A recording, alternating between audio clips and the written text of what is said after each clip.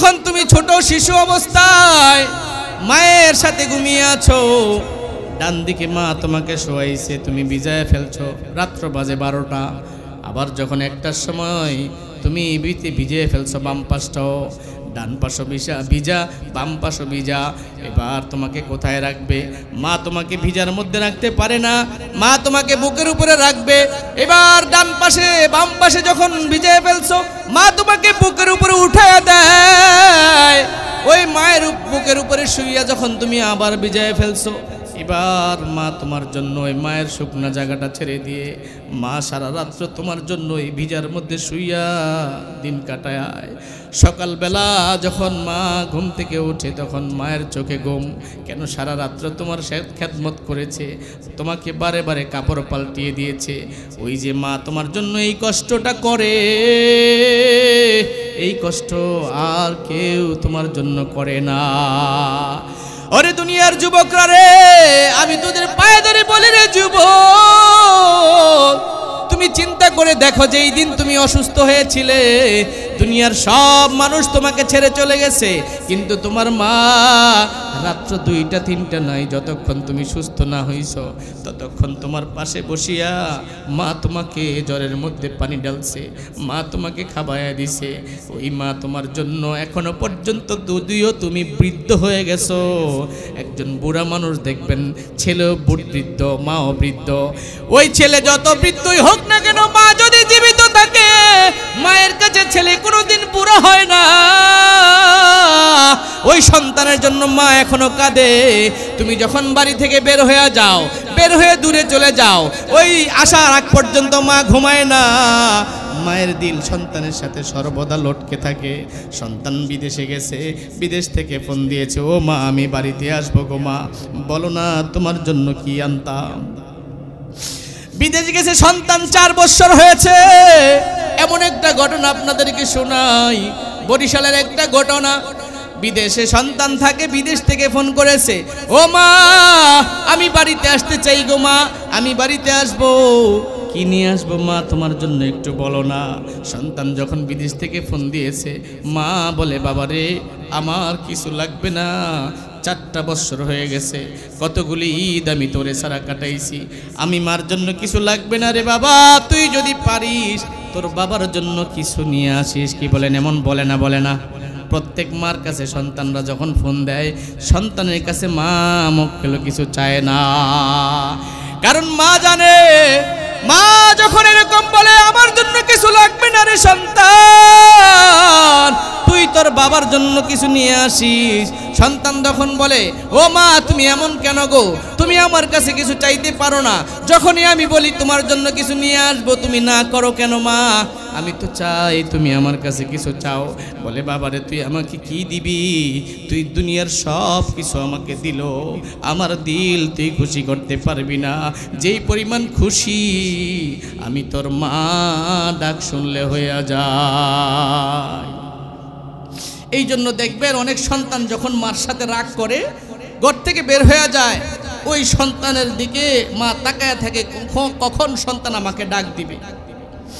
এমন অনেক সন্তান আছে, ও এলাকার যুবকরা রে, আমি তোদের পায়ে ধরে বলে যাই, বিবির সাথে মোহাব্বত করিয়া বিবিকে খুশি করাইতে গিয়া অনেক সন্তান মাকে গালি দেয়, মাকে কষ্ট দেয়। মা তখন কাপড় মুখের মধ্যে গুজে দিয়ে একা একা কান্দে। মা তখন চিন্তা করে, আহারে এই সন্তান আজকে বিবি পাইয়া আমাকে এত কষ্ট দেয়, এই সন্তানের জন্যই কি আমি রাত্রকে রাত্র ঘুমাই নাই, নিজের খাবার আমি সন্তানের মুখে উঠাই দিয়েছিলাম। ও যুবক ভাইরা রে, ও ভাইরা আমার, সন্তান যখন বিদেশ থেকে ফোন দিল, মা গো আমি বাড়িতে আসবো, সন্তানকে মা বলে বাবারে আমি তোর কাছে কিছু চাই না, তুই তাড়াতাড়ি বাড়িতে আয়।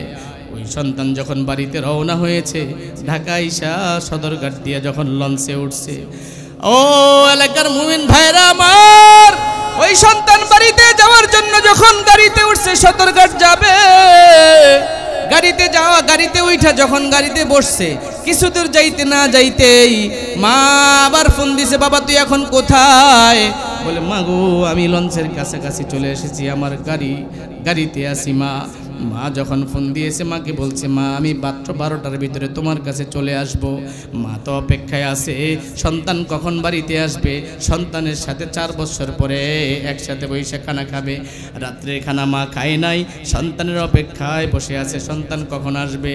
কিন্তু হঠাৎ করে সন্ধ্যার সময় বাবা ফোন দিয়েছে, রাত্র 8টা যখন বাজে সন্তান এখনো আসে না কেন? ওই সন্তানের ফোনে যখন ফোন ঢুকে না, বাবা বলে তোমার ছেলের ফোনে তো পাইতেছি না। মায়ের পেরেশানি শুরু হয়ে গেছে, কেন পাবেন না? সন্তান আমাকে বলেছে রাত্র 12টার আগেই চলে আসবে।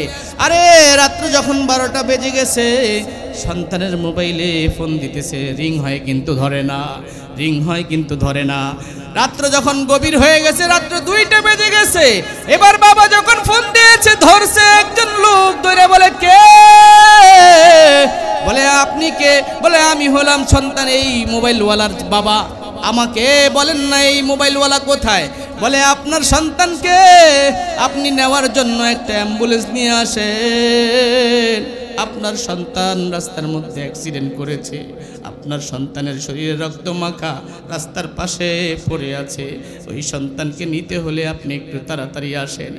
বাবা মোবাইলটা কেটে দিয়ে বিছানার উপরে শুয়ে পড়েছে মুবিন। বাবা যখন হঠাৎ দাঁড়ানো থেকে শুয়ে পড়ছে, মা এবার বাবার দিকে তাকায়া চিৎকার দিয়ে বলে, কি হয়েছে গো বলো না, আমার সন্তানের কি হয়েছে? মা যখন এই সংবাদ বাবার মুখ থেকে শুনেছে, মা চিৎকার দিয়ে বলে, হায় আল্লাহ,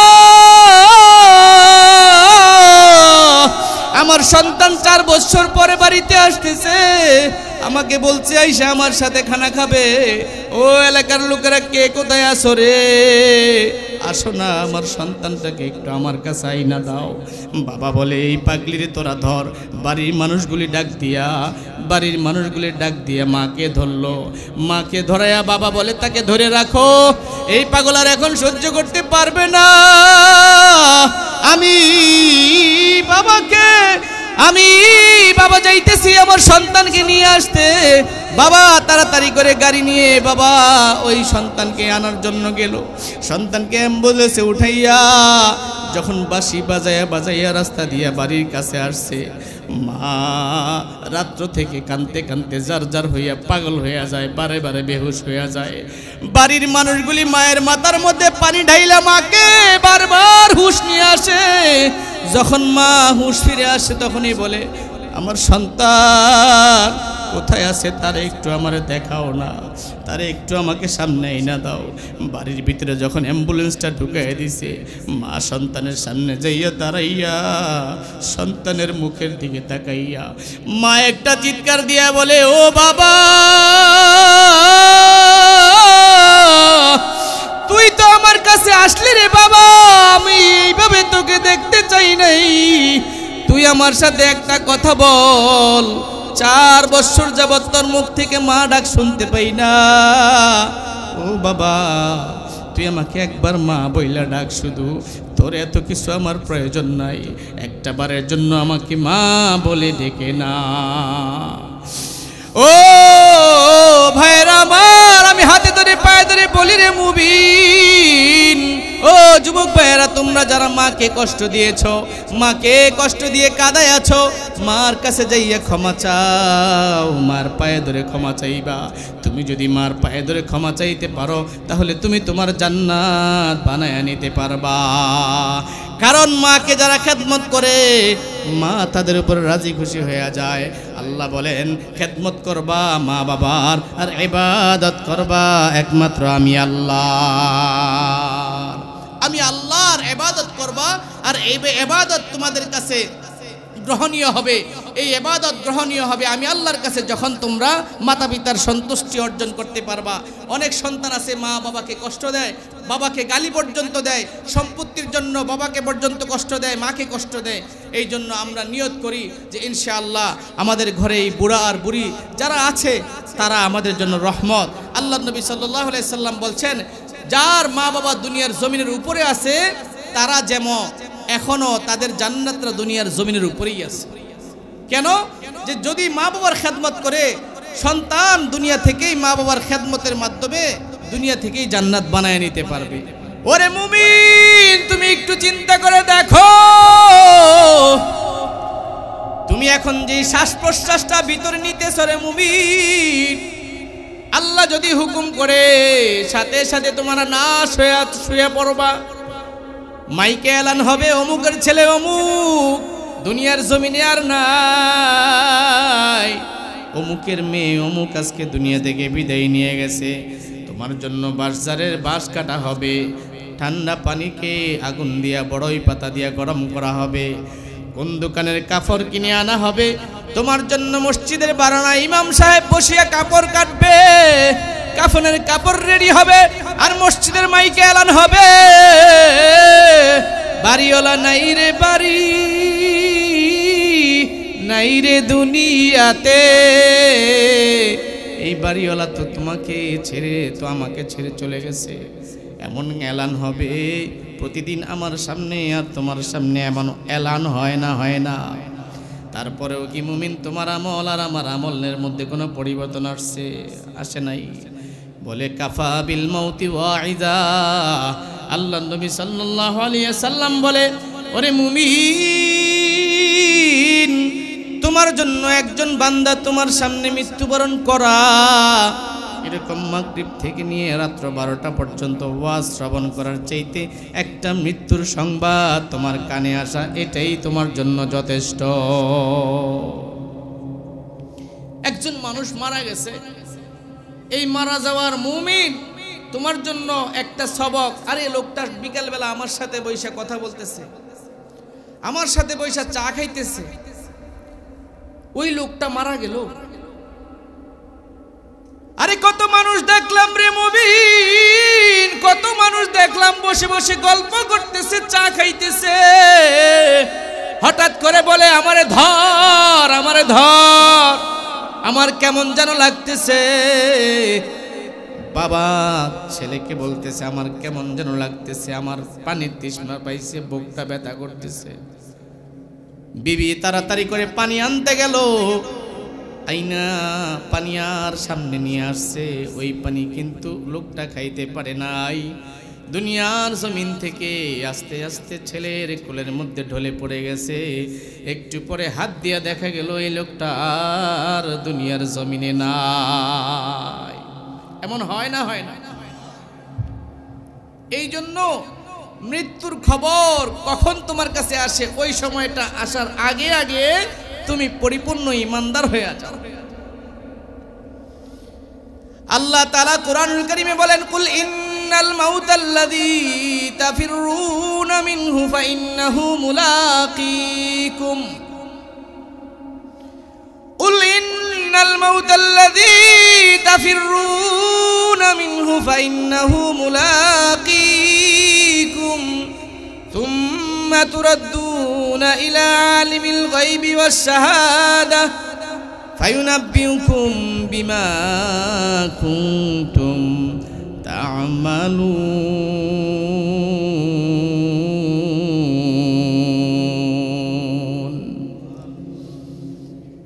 আল্লাহ বলে, ও ঈমানদার মুমিন, তোমার কাছে তুমি কিন্তু মনে করতেছো তোমার কাছে মৃত্যু আসবে না, আসলে এমন নয়। মৃত্যু তোমার কাছে যদি আসার, এটা একদিন না একদিন তোমার কাছে অবশ্যই আসবে।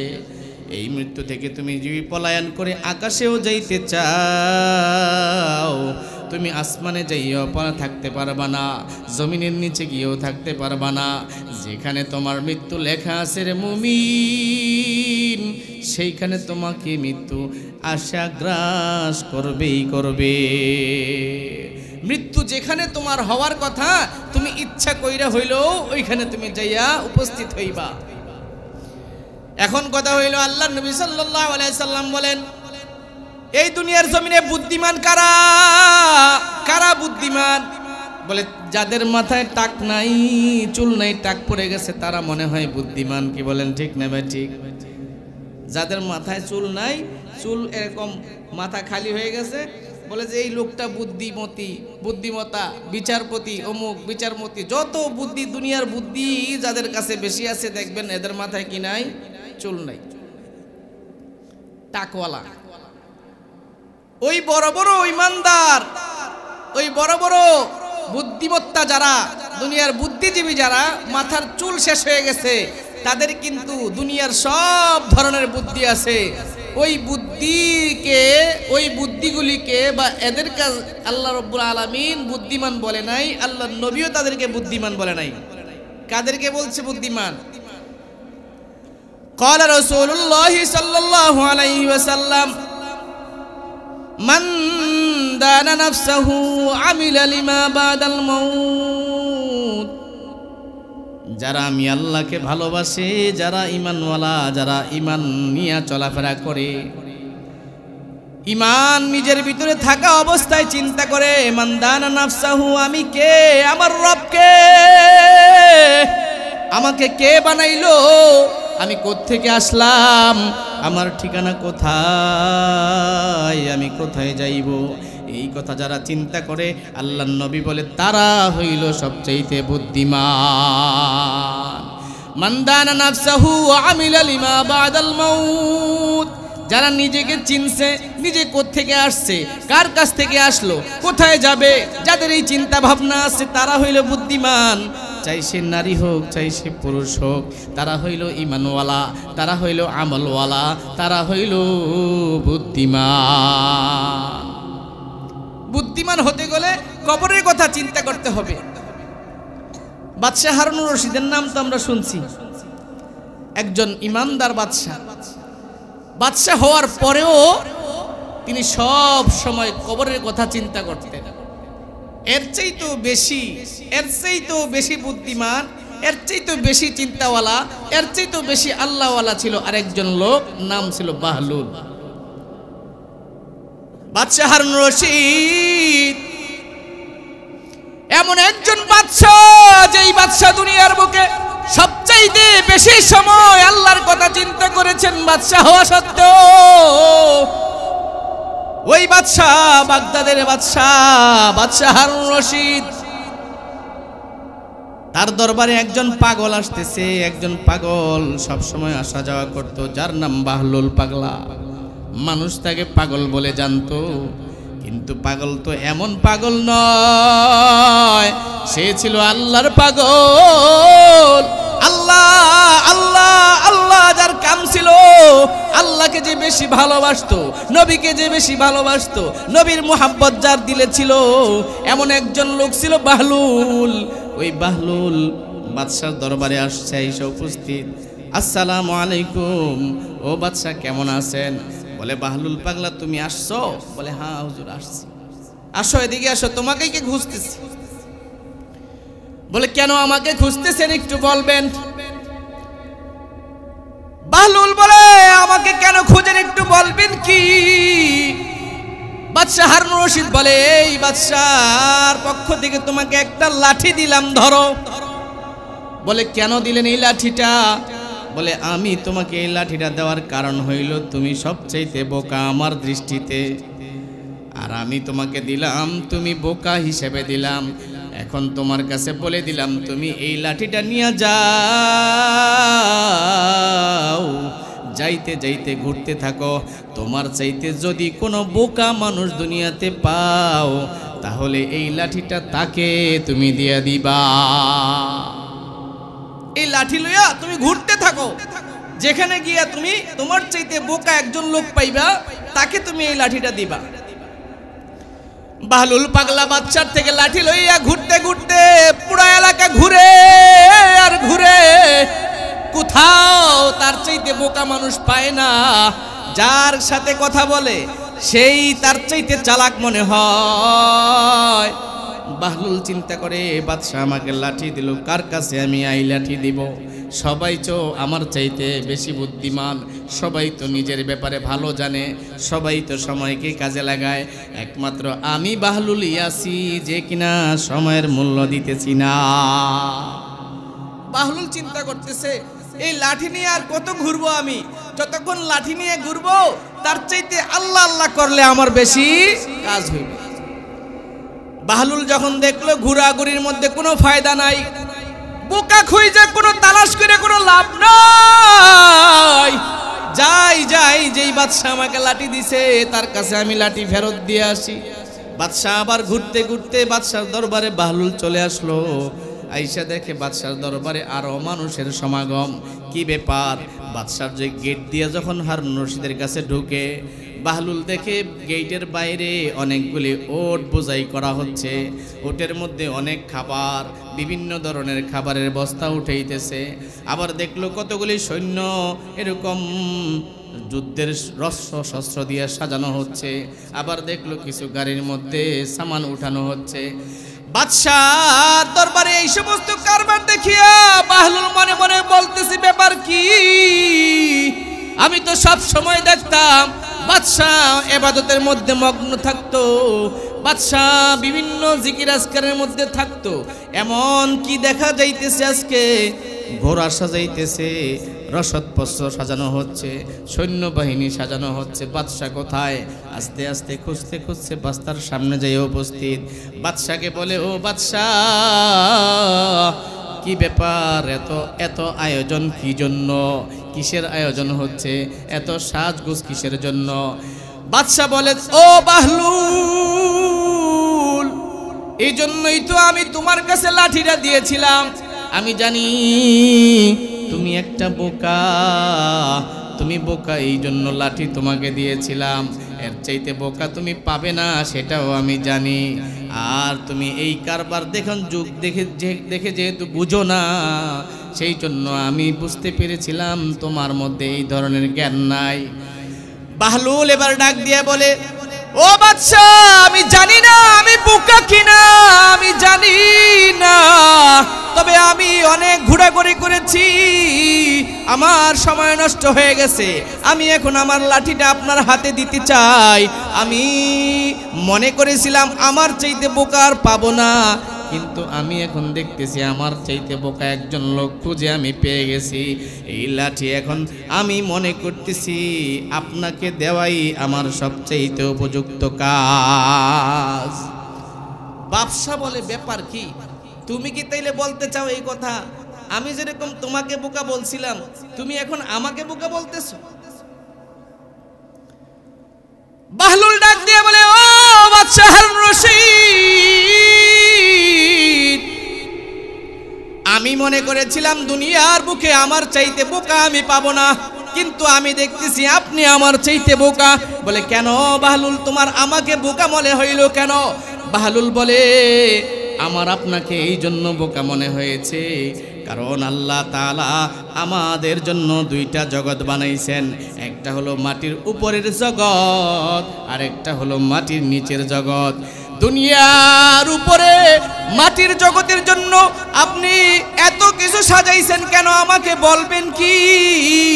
বাদশা বলে, আমি এই জন্য এত কিছু ব্যবস্থা করতেছি, এই আয়োজনগুলি আমি এই জন্য করতেছি কারণ আমি 15 দিনের সফরে যাব। কয় দিনের?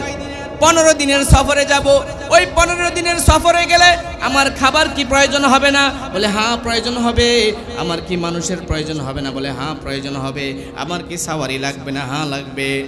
এই সাওয়ারি আর এই মানুষ, এই রসদপত্র আমি এই জন্য জোগাড় করেছি যে আমি 15 দিনের জন্য বহু দূরে সফরে যাব। ওই সফরের জন্য আমি এই সামানগুলি জোগাড় করেছি। এটা দ্বারা তুমি আমাকে কিভাবে বোকা বানাইতে পারো বা বোকা মনে করতে পারো? এবার বাহলুল ডাক দিয়ে বলে, ও বাদশাহ, আমি এই জন্য আপনাকে বোকা মনে করতেছি, 15 দিনের জন্য যদি আপনি এত ব্যবস্থা করা লাগে, কিছু খাবার লাগে, কিছু পানি লাগে, কোট লাগে, গাড়ি লাগে, সাওয়ারি লাগে, মানুষ লাগে, তাহলে আপনার কি এটা বুঝে আসে না কবরে যখন কালিমা পড়ে আপনি দাখিল হবেন 3.5 হাত মাটির ঘর? ও পর্দার অন্তরালের মা বোনেরা গো, 3.5 হাত মাটির ঘরে যখন তোমাকে 5 টুকরা কাপড় দিয়া পেঁচাইয়া খাটের মধ্যে উঠাইয়া সন্তানেরা কাঁধে করিয়া মসজিদের আঙিনায় নিয়ে যাবে, সবাই যখন শোয়াইয়া তোমাকে খাটের মধ্যে জানাজা দিয়া কবরে নিয়ে রাখবে, ও এলাকার মুসলমান ভাইরা আমার, চিন্তা করে একটু দেখো না, তোমাকে যখন 3.5 হাত মাটির জন্য প্রস্তুত করিয়া কাফনের কাপড় পেঁচাইয়া বরই পাতা গরম পানির জলে গোসল করাইয়া ছেলে আর মেয়েরা বিদায় দিবে, তোমাকেও কিন্তু একদিন 3.5 হাত মাটির ভিতরে ঢুকতে হবে। বাদশাকে বাহলুল ডাক দিয়ে বলে, ও বাদশা, আপনি যদি 15 দিনের জন্য এত সামানা লাগে, ওইখানে যেই জিন্দেগি শুরু হবে 3.5 হাত ঘরের জন্য কি কোনো সামানা আপনার জোগাড় করতে হবে না? আর যদি আপনি এইটা না বুঝেন 3.5 হাত কবরের জন্য সামান জোগাড় করতে হবে, তাহলে আপনাকে আমি বোকা বলাটা আমার ভুল হয় নাই। কারণ 15 দিনের জন্য যদি এত সামান লাগে, তাহলে আপনার 15 কোটি বছরের জন্য আপনার কত মেহনতের প্রয়োজন। বাদশাহ হারুন রশিদ এবার চিন্তা করতেছে, বাহলুলকে আমি যদিও পাগলা বোকা মনে করেছিলাম, আসলে বাহলুল পাগল নয়, বাহলুল পাগল ঠিক, কিন্তু আল্লাহর পাগল। ও তুই এই দুনিয়ার মায়ায় পড়ে করছ কত বাহানা, এই যে নয় তোরা আসল বাড়ি, কবর যে তোরা আসল ঠিকানা। ঠিক না বেটি? কবরে যাইতে হবে কিনা মুমিন? কবরে তোমাকে একদিন যেতেই হবে। ওই কবর তোমাকে দুনিয়া থেকেই সাজায় নিতে হবে। কবরকে সাজানোর জন্য আল্লাহ রাব্বুল আলামিন তোমাকে এমন একটা জিন্দেগি দান করেছে, এই জীবনে যদি তুমি একবার অল্প সময়ের জন্য বসিয়া পড়ো সুবহানাল্লাহ সুবহানাল্লাহ সুবহানাল্লাহ, তাহলে আল্লাহ পাক এই আল্লাহর বদৌলতে আখিরাতে তোমার জন্য একটা গাছ জান্নাতে লাগায় দেয়। সুবহানাল্লাহ। এই দুনিয়া আপনাকে আমাকে কেন দেওয়া হয়েছে? এই যে মাহফিলের মধ্যে বসে আছেন, এই মাহফিল এই জন্য যে আপনি অন্যদিন যেমন গুনাহ করেন, এই মাহফিলের পর থেকে আর গুনাহ করতে পারবেন না। আর গুনাহ থেকে বেঁচে থাকার জন্য মনটাকে আজকে এখানে বৈশা তৈরি করতে হবে। কারণ নবীর ভালোবাসা, আল্লাহর ভালোবাসা দিলের মধ্যে পয়দা করা একজন মুমিনের জন্য জরুরি। একজন মুমিন তখনই মুমিন হতে পারে যখন আল্লাহকে সে পরিপূর্ণ ভালোবাসে। আল্লাহর নবী সাল্লাল্লাহু আলাইহি ওয়াসাল্লাম এমন একজন নবী,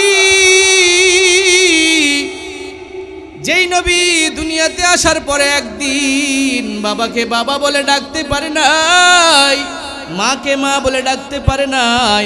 এতিম নবী, এতিম নবী এতিমদের ব্যাপারে এত ফজিলত বয়ান করেছেন। ও দুনিয়ার মুমিনরা, ও দুনিয়ার মুসলমানেরা, তোমরা এমন নবীর উম্মত যেই নবী একেবারে এতিম, একজন এতিম নবীর উম্মত হয়ে যদি দুনিয়াতে তোমরা এত ধরনের ছলচাতুরি করো, এই এতিম নবী তোমাকে হাসরের ময়দানে হাউজে কাউসারের পানি পান করাবে না। আমার নবী এতিম, এতিম নবী দুনিয়াতে আসার আগেই যার বাবা মৃত্যুবরণ করেছে, এতিম নবী শিশুকালে একবার রাস্তার পাশে বসিয়া বসিয়া বাচ্চাদের খেলা দেখে। বাচ্চারা খেলে আর নবী বসে বসে বাচ্চাদের খেলা দেখে। কারণ আল্লাহ তাআলা এতিম নবীর দিলকে আল্লাহ তাআলার কুদরতিভাবে 4 বার অপারেশন করিয়া আল্লাহ সমস্ত দুনিয়ার আশা আকাঙ্ক্ষা দিল থেকে মোচন করে দিয়েছেন। আমার নবী এতিম রাস্তার পাশে বসিয়া বাচ্চাদের খেলা দেখে। যখন সন্ধ্যা হয়ে গেছে, বাচ্চাদের সবার বাবা আসিয়া বাচ্চাগুলিকে কোলে করিয়া বাড়ির দিকে নিয়ে যায়। এতিম নবী ডাক দিয়া কয়, আমার বাবা কই? সবার বাচ্চাদের বাবা আসিয়া বাবারা সন্তানদের কোলে নিয়া বাড়িতে চলে যায়। ও মা, আমার বাবা কই? এদিকে মা আমেনা বাসা থেকে বের হয়ে গেছে, মা বাচ্চার জন্য পাগল হয়ে ঘুরতেছে, আমার মুহাম্মদ কোথায় গেল। ঘুরতে ঘুরতে রাস্তার মধ্যে যার সাথে দেখা হয় তাকেই বলে, ও এলাকার ছেলেরা, তোমরা আমার মুহাম্মদকে দেখছো নি? মুহাম্মদকে কোথায় পায় একটু খুঁজে দাও না। তারা বলে, আমরা তো মুহাম্মদ নামে কাউকে চিনি না, তবে একটা বাচ্চাকে রাস্তার পাশে বসিয়ে কাঁদতে দেখেছি, ওই বাচ্চাটা মনে হয় আপনার বাচ্চা হতে পারে। বাচ্চাটা রাস্তার পাশে বসে কান্দে। মা আমেনা তাড়াতাড়ি করে যাইয়া মুহাম্মদকে কোলে জড়ায় ধরে বলে, বাবা মুহাম্মদ, আমি তোমাকে খুঁজতেছি, আসো বাসায় আসো। মুহাম্মদ নবী কেন্দে কেন্দে মায়ের কাছে বলে, ও মা, সবার বাবারা আসিয়া তাদেরকে কোলে করিয়া বাড়িতে লইয়া যায়, মা আমি মুহাম্মদের বাবা কই, আমাকে কি কেউ কোলে তুলে নিবে না? মুহাম্মদ সাল্লাল্লাহু আলাইহি সাল্লামের বাবা আম্মা জান আমেনা বলে, ও মুহাম্মদ, তোমার বাবা, তুমি ছোটকালে তুমি যখন গর্ভে ছিলে, তোমার বাবা ব্যবসা করার জন্য যাইয়া আর কোনোদিন ফেরত আসে নাই। আম্মা জান আয়েশা রাদিয়াল্লাহু তাআলা আনহাও রাসূলকে বাবার জন্য কাঁদতে দেখেছেন। আমেনা বলে, মা আমেনা বলে, তোমার বাবা ব্যবসা করতে যাইয়া আর ফেরত আসে নাই। আম্মা জান মুহাম্মদকে বুঝে যখন বাড়িতে নিয়ে আসে, মুহাম্মদ সাল্লাল্লাহু আলাইহি ওয়াসাল্লাম ছোট্ট শিশু মায়ের কাছে কেন্দে কেন্দে বলে, ও মা, তুমি আমার বাবার কবরটা দেখাইবানি গো মা। সাথে সাথে মা দাদার কাছে চলে যায়, গিয়ে বলে, ও মুহাম্মদের দাদা, আপনার নাতি আপনার ছেলের কবর দেখতে চায়। এখন মুহাম্মদকে বাবার কবর দেখাইতে নিয়ে যাব কিনা আপনি বলেন। দাদা আব্দুল মুত্তালিব ডাক দিয়া বলে, ও দাসী উম্মে আইমান, এদিকে আসো, তুমি মুহাম্মদ এবং তার মা আমেনাকে নিয়ে যাও, তার কবরটা বাবার কবরটা দেখায় নিয়ে আসো। বাদশাহ, এই জগতের বাদশাহ মুহাম্মদুর রাসূলুল্লাহ সাল্লাল্লাহু আলাইহি ওয়াসাল্লামকে সাথে লইয়া বান্দি উম্মে আইমান এবং মা আমেনা দুইজন একটা উটের পিঠে চড়িয়া বাবার কবর জিয়ারত করার জন্য যাওয়া শুরু করেছে। লম্বা ঘটনা। যাইতে যাইতে যখন বাবার কবরের কাছে চলে গেছে, ডাক দিয়া মা আমেনা বলে, ও মুহাম্মদ, ওই যে তোমার বাবার কবর, ওই গাছতলাতে তোমার বাবার কবর। মুহাম্মদ এই কথা বলতেই উঠ থেকে গড়াইয়া পড়িয়া বাবাকে তো আর দেখতে পারে নাই। বাবার কবরের কাছে যাইয়া মুহাম্মদ পড়ে গেছে, ছোট্ট শিশু, বাবাকে দেখে নাই, কিন্তু বাবার কবর দেখে কান্না শুরু করে দিয়েছে। কানতে কানতে কানতে কানতে বাবার কবরের কাছে বেহুশ। আল্লাহ তাআলা আসমান থেকে জিবরিল পাঠিয়ে বলে, ও জিবরাইল, তাড়াতাড়ি যাও, ওই যে আমার নবী মুহাম্মদ, আমার হাবিব, যার কান্না আসমান সহ্য করতে পারে না, যার কান্না জমিন সহ্য করতে পারে না, তাড়াতাড়ি তোমরা তাকে কবরের উপর থেকে উঠায়া ধরো, তাড়াতাড়ি উঠাও, কারণ আমার হাবিব যদি কান্দে তো আসমান কান্না শুরু করে দেবে, জমিন কান্না শুরু করে দিবে।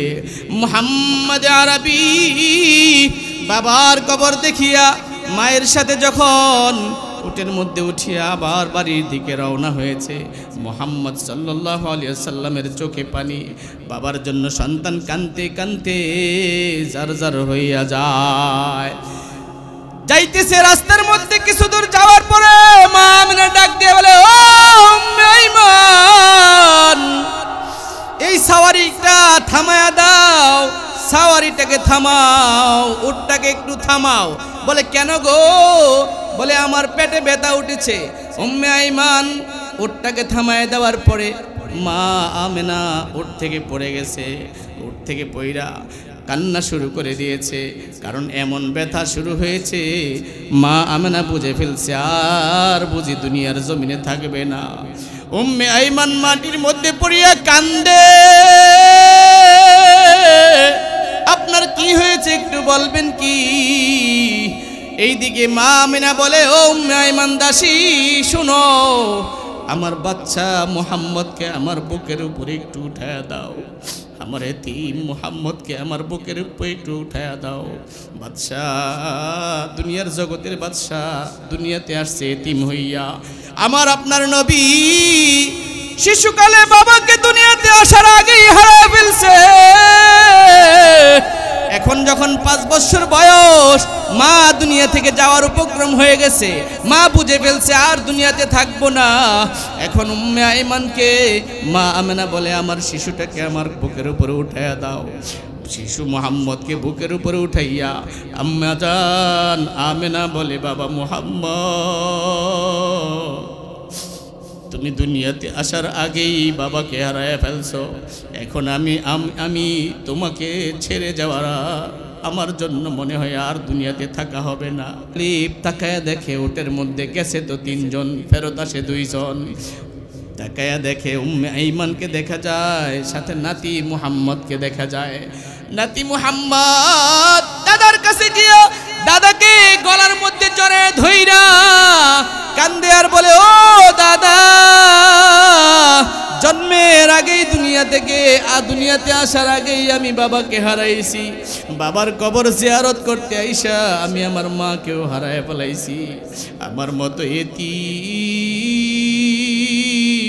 দুনিয়ার জমিনে আর কেউ নাই। এই কারণে আমার নবী এতিমদের বেলায় বলে গেছেন, কোনো মানুষ যদি কোনো এতিম পাও, তার মাথার মধ্যে একটু হাত বুলাইয়া দিবা। এই এতিমের মাথায় যে হাত বুলাইবে, আল্লাহ তাআলা তার জীবনে এতিমের মাথার মধ্যে যত চুল থাকবে, সেই চুল পরিমাণ সওয়াব তার আমলনামায় ঢুকায় দিবে। সুবহানাল্লাহ। আল্লাহ পাক দুনিয়ায় আমাকে আপনাকে পাঠাইছেন 2 কাজ দিয়ে। কয় কাজ? আল্লাহ তাআলা একটা আয়াত অবতীর্ণ করেছেন, এমন আয়াত যে আয়াতের মধ্যে সারমর্ম 2টা কথা আছে। ওয়াকাযা রাব্বুকা আল্লা তা'বুদু ইল্লা ইয়াহু ওয়া বিল ওয়ালিদাইনি ইহসানা। আল্লাহ ফয়সালা করেন, ইবাদত করবা আমি রবের, আর গোলামি করবা আমি রবের। আমার ইবাদত করবা আর খেদমত করবা একমাত্র মা বাবার। ইবাদত হবে রবের, খেদমত হবে মা বাবার। যে সন্তানরা আল্লাহ পাকের জান্নাতে যাইতে চাও,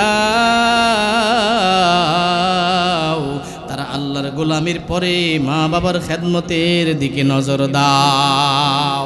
মা বাবার খেদমত যদি না করো, মা বাবা যদি তোমার প্রতি সন্তুষ্ট না থাকে, তোমার ইবাদত কোনো কাজে আসবে না। যত ইবাদত করো না কেন, যত রোজা রাখো না কেন, যত যাকাত দাও না কেন, যত হজ তুমি করো না কেন, ওই নামাজ আর রোজা তোমার কোনো কাজে আসবে না রে মুমিন। আল্লাহ বলেন, আমি সন্তুষ্ট হলে তোমার জান্নাত, আর তোমার মা সন্তুষ্ট হলে আমি আল্লাহর সন্তুষ্ট। আমি সন্তুষ্ট হলে তুমি জান্নাতে যাবা। আল্লাহর নবী বলেন, রিদার রব্বি ফি রিদাল ওয়ালিদাইন ওয়া সাখাতুর রব্বি ফি সাখাতিল ওয়ালিদাইন। আল্লাহ সন্তুষ্ট হয় মা বাবা সন্তুষ্ট হলে, আর মা বাবা যদি সন্তুষ্ট হয় তাহলে তোমার জন্য জান্নাত মিলে। মা বাবার সন্তুষ্টি প্রয়োজন। আল্লাহ পাকের ইবাদতের পরে একমাত্র সন্তুষ্টি থাকতে হবে মা এবং বাবার। আল্লাহ পাক সন্তুষ্ট হবেন কখন? যদি দুনিয়ার মধ্যে সন্তানের প্রতি তার মা আর বাবা সন্তুষ্ট থাকে। কি বলেন, ঠিক না ঠিক? আজকে সমাজের যে অবস্থা, মা বাবা সবচেয়ে বেশি অবহেলিত। সন্তানদের দিয়ে সবচেয়ে বেশি কষ্ট মা আর বাবা পায়।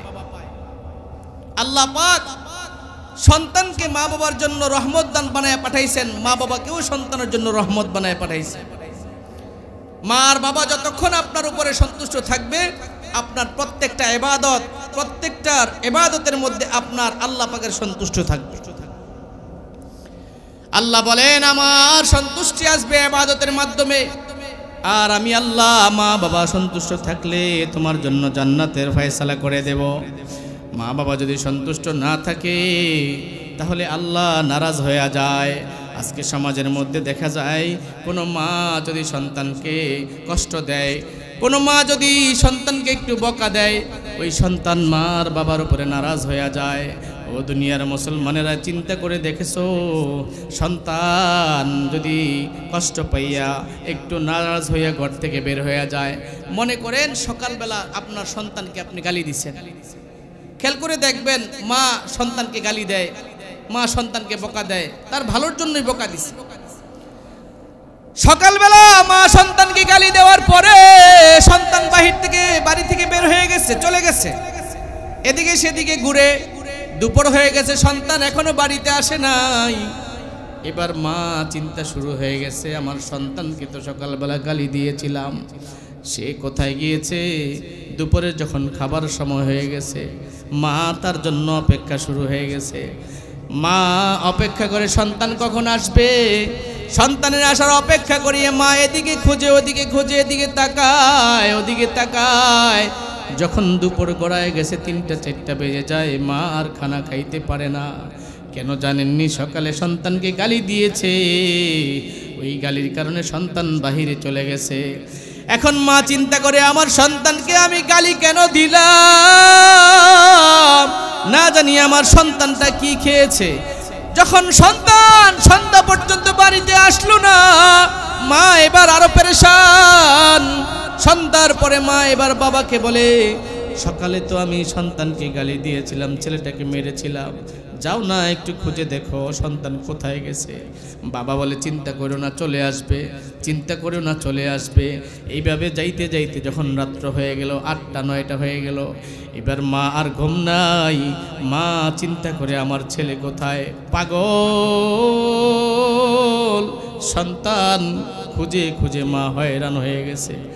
10টা যখন বেজে গেছে, বাবা মা দুজনেই শুয়ে গেছে।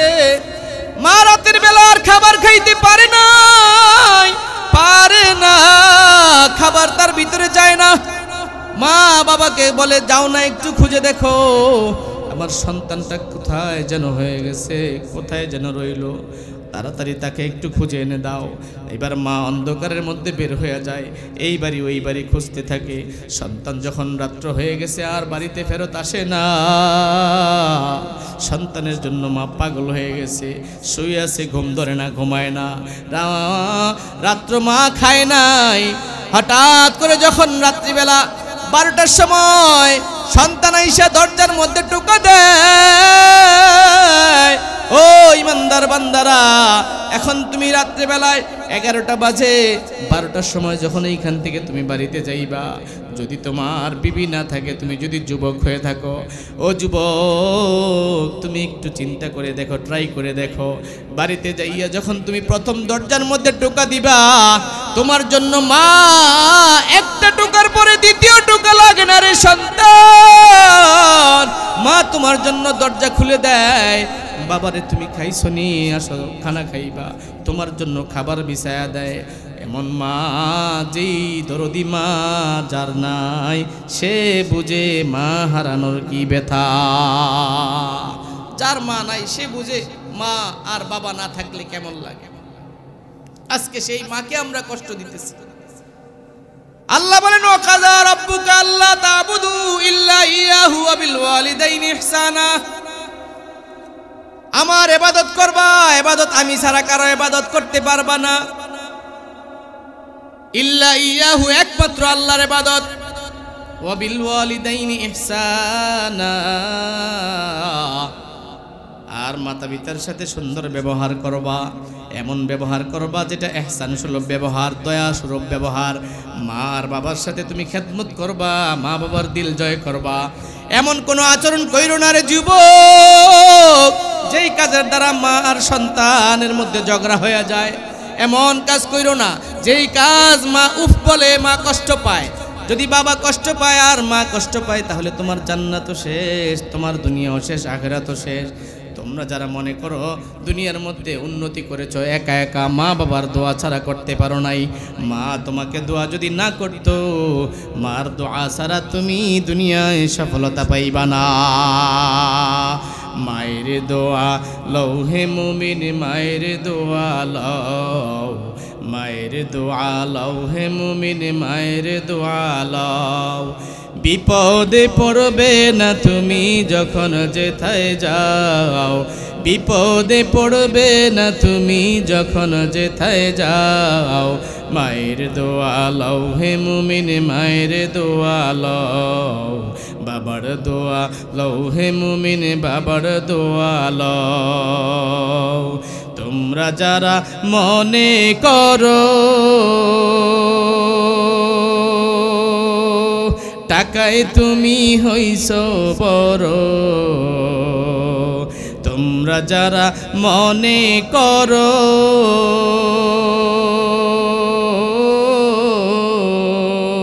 ধন দৌলতে হইছ বড়, জান্নাত পাবে না তুমি মার দোয়া ছাড়া। জান্নাতে যাবে না তুমি মার দোয়া ছাড়া। মায়ের দোয়া লও হে মুমিন, মায়ের দোয়া লও। মায়ের দোয়া লও হে মুমিন, মায়ের দোয়া লও। মা যদি তোমার জন্য দোয়া করে মুমিন, তাহলে তোমার জন্য জান্নাতের রাস্তাটা কেন খুলে দেয় জানোনি?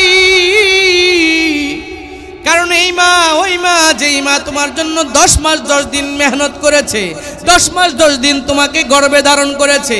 এমন অবস্থা হয় মা যখন তুমি 5 মাস বয়সের মায়ের গর্ভ যখন তুমি আসো, আল্লাহ পাকের দরবারে তোমার জন্য মা দোয়া করেছিল, ওগো মালিক আমার সন্তান তুমি গর্ভে দিয়েছো, আল্লাহ আমার সন্তানটাকে তুমি দুনিয়াতে সঠিকভাবে নিয়ে আসো। তাকে তুমি চক্ষুটা দিও, তাকে তুমি হাত দিও আল্লাহ, তাকে তুমি নাক দিও, তাকে তুমি পা দিও, যতগুলি নিয়ামত আছে আল্লাহ আমার সন্তানকে তুমি এমনভাবে দুনিয়াতে আইনো না যাতে করে আমার সন্তান কোনো কষ্ট করে তোমাকে এই হৃষ্টপুষ্টতার জন্য প্রতিদিন নামাজ পড়িয়া প্রতিদিন তেলাওয়াত করিয়া মায়ের দরবার থেকে আল্লাহর দরবার পর্যন্ত দোয়া কিন্তু মা পৌঁছে দিয়েছিল। মা তোমার জন্য যে পরিমাণ কষ্ট করেছে রে মুবিন, অন্য কেউ তোমার জন্য এই কষ্টটা করে নাই। এমন একজন মা তুমি পৃথিবীতে আর খুঁজে পাইবা না। সন্তান যখন মায়ের গর্ভে 5 মাস বয়সে থাকে তখন রাত্রিবেলা কতদিন মা কষ্ট করে, আর এমন কষ্ট করে যেই কষ্টগুলি আল্লাহ তাআলা কোরআনে বলে দিয়েছেন। আল্লাহ নবীর একজন সাহাবী আল্লাহ নবীজির কাছে আইসা বলে, ইয়া রাসূলুল্লাহ ইয়া হাবিবাল্লাহ, আমি কার সাথে উত্তম ব্যবহার করব গো নবী, কার সাথে উত্তম ব্যবহার করব? আল্লাহ নবী সাল্লাল্লাহু আলাইহি ওয়াসাল্লাম বলেন, উম্মুকা, তোমার মায়ের সাথে তুমি সবচেয়ে ভালো ব্যবহার করবা। আল্লাহ নবীকে আবার ওই সাহাবী জিজ্ঞাসা করে, আল্লাহর নবী আমি কার সাথে উত্তম ব্যবহার করব? আল্লাহ নবী বললেন, মায়ের সাথে তুমি উত্তম ব্যবহার করবা। আবার জিজ্ঞাসা করলেন, কার সাথে উত্তম ব্যবহার করব? তারপরে সুম্মা মান, তারপরে কার সাথে করব? আবার বললেন আল্লাহ নবী, তোমার মায়ের সাথে করবা। অর্থাৎ 3 বার জিজ্ঞাসা করছেন, 3 বারই আল্লাহ নবী বলেন তোমার মায়ের সাথেই ভালো ব্যবহার করবা। চতুর্থবার যখন জিজ্ঞাসা করছেন, ইয়া রাসূলুল্লাহ কার সাথে ভালো ব্যবহার করব?